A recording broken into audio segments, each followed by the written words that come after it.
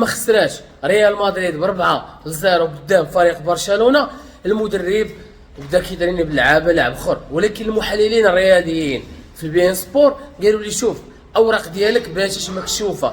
جميع المدربين والمنافسين الفريق ديالك ولاو عارفين طريقه اللعب ديالك، ولا من السهل عليهم انهم يعرفوا الخطه اللي باغي تلعب بها، وهكا كيوجدوا لك اي حاجه والسلاح باش يواجهوك، باش نتايا دوخ ما تعرف والو.